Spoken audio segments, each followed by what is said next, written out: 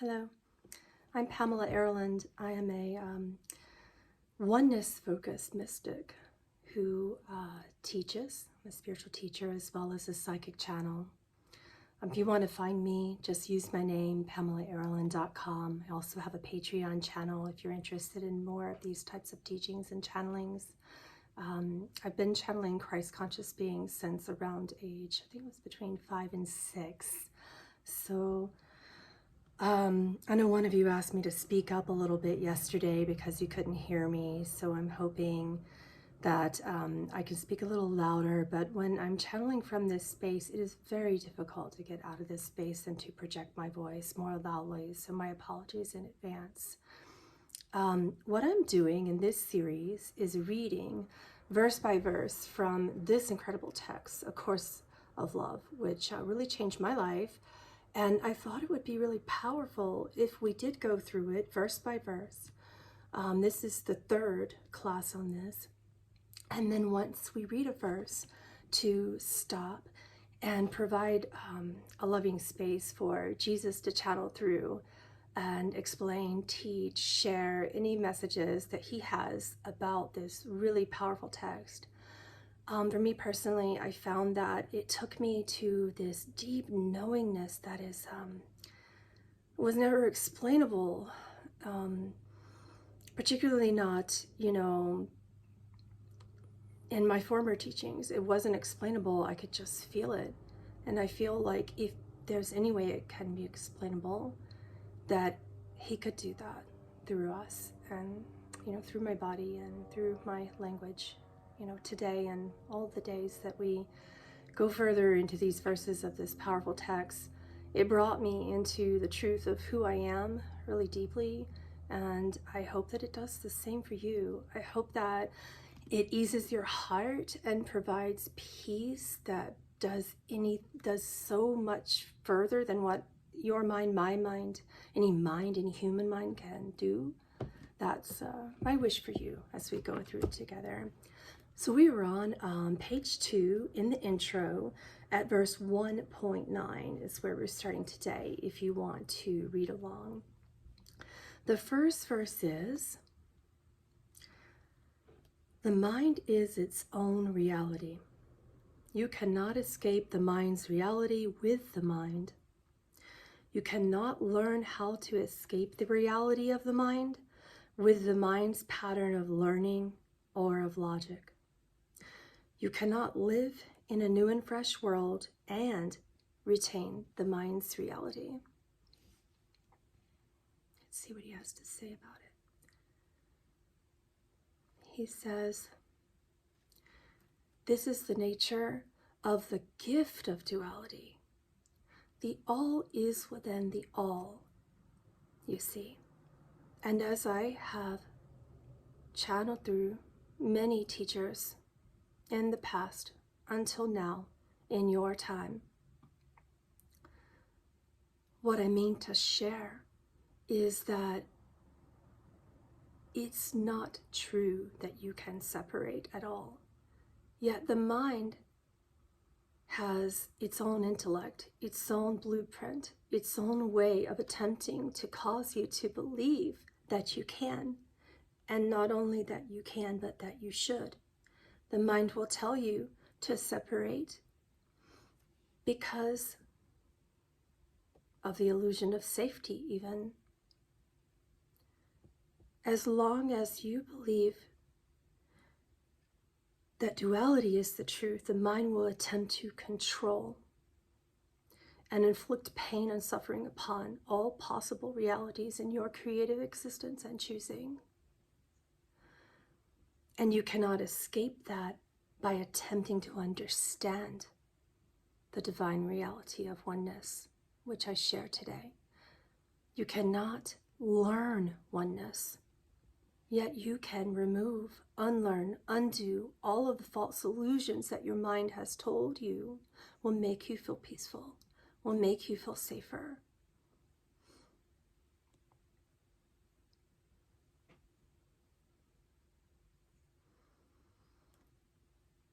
You can't have both. You can't live in the mind's reality and also be open to newness. This way may feel new to you, but I remind you that there is nothing new under the face of the sun. That concept in the mind is also a lie.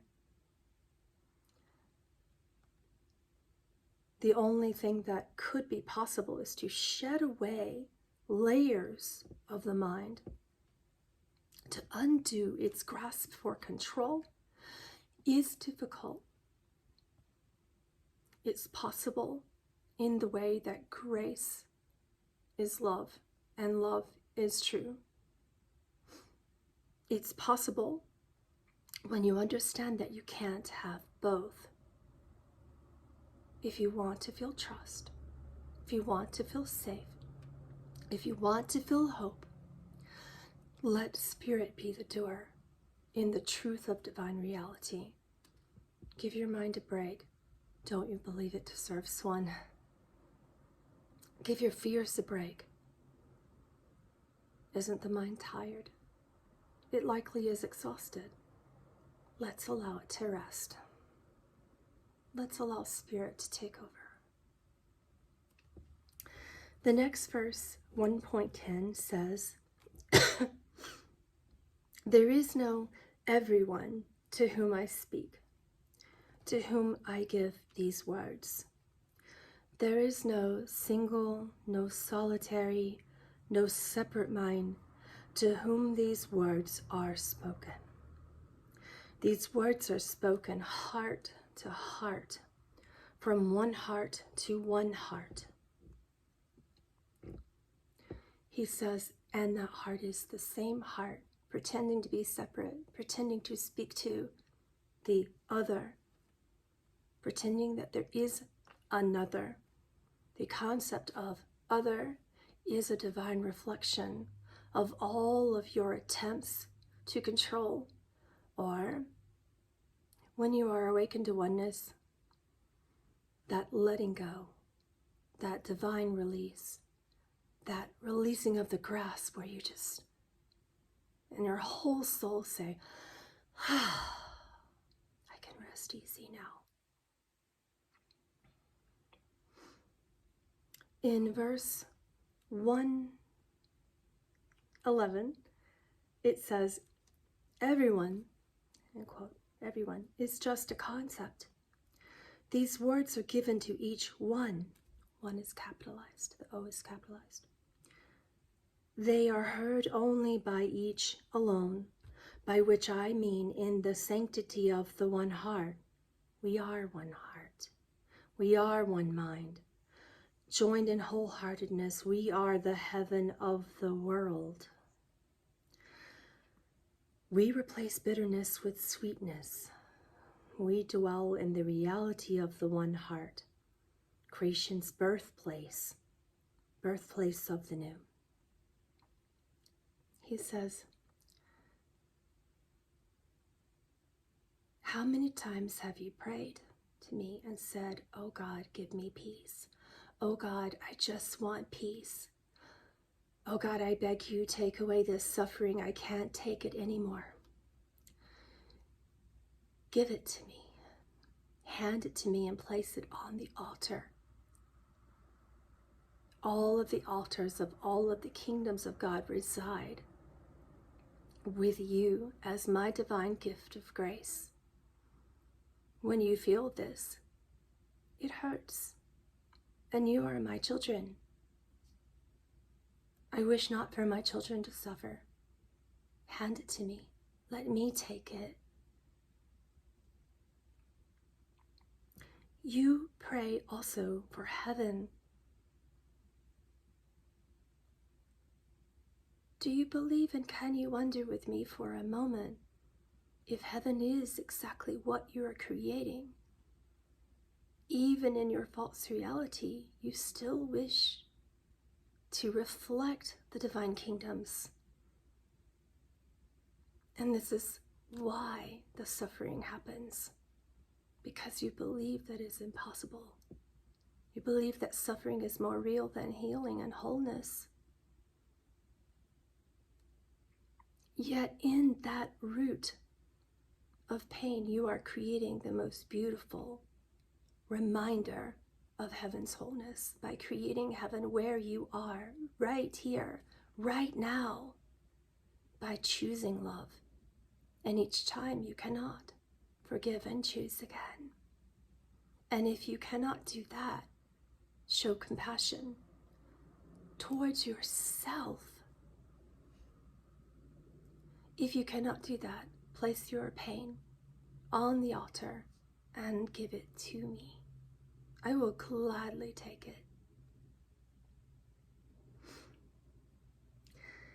In verse 112 of the intro, it says, "The new is not that which has always existed. It is not that which can be predicted. It is not that which can be formed and held inviolate. The new is creation's unfolding love. The new is love's expression. The new is the true replacement of the false, illusion's demise, joy birthed amongst sorrow. The new is yet to be created, one heart to one heart. This is a course for the heart, the birthplace of the new."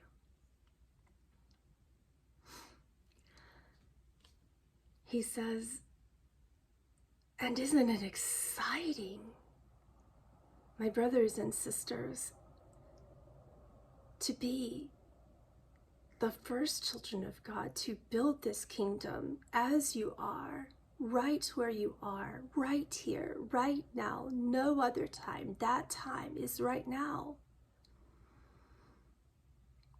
Be joyous to know that you are birthing heaven, that you are replacing what you thought was true, which was false, with divine truth. That amongst all of your sorrows and fears of uncertainty, all of the false kingdoms of pain are collapsing around your feet, and yet you say, "I am dying." It is not you who is dying, my children, it is your culture. Thankfully, you as a species are not dying. You are being reborn. You are remembering the wholeness, the freedom that you already are, which no one can take and no one ever will. And simultaneously, amongst the ashes, heaven is rising.